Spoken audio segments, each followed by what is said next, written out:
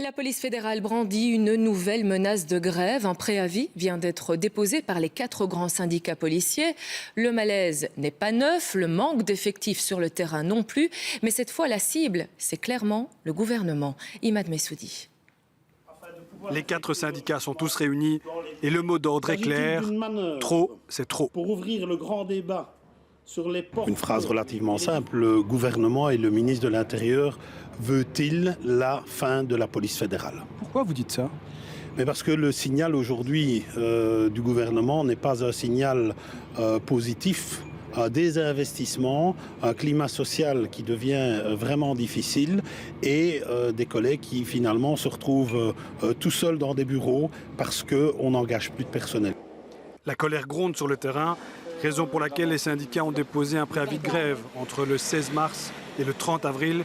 L'exaspération est à son comble, exemple précis à Namur. C'est un petit peu funeste. Sur 33 membres du personnel pour le corps d'intervention uniquement, prenons cet exemple-là, il n'y a plus que 14 membres du personnel à l'heure actuelle.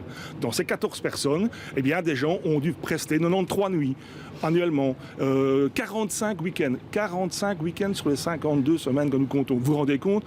Vie familiale, néant, vie sociale, néant. Et qu'est-ce qu'on attend?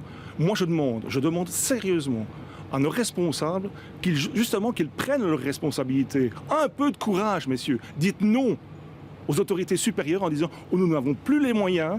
Dans le viseur des 4 syndicats, le ministre de l'Intérieur, le NVA Yann Yambon, ses premières décisions concernant les engagements de policiers et les futures missions de la police inquiètent les hommes en bleu.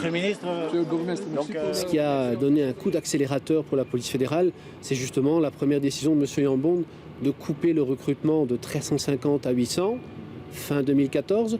Une décision bien funeste quand l'on sait finalement que ces gens allaient sortir fin 2015. Inutile de vous rappeler ce qui s'est passé fin 2015 à Paris et en 2016 à Bruxelles. Nous aurions eu besoin de ces 500 policiers. Notre ministre de l'Intérieur est un idéologue, c'est une personne qui fonctionne sur base d'idées toutes faites. Et dans ces idées toutes faites, c'est que tout fonctionne mieux dans le secteur privé. Ben là, je crois qu'il n'a pas encore bien compris ce qu'est le travail policier et surtout ce qu'est l'usage des qualités judiciaires. Dans le secteur privé, ça n'existe pas. Les syndicats appellent le Premier ministre Charles Michel à se positionner sur le dossier. Le cabinet Yambon indique lui sa volonté de négocier avec les syndicats.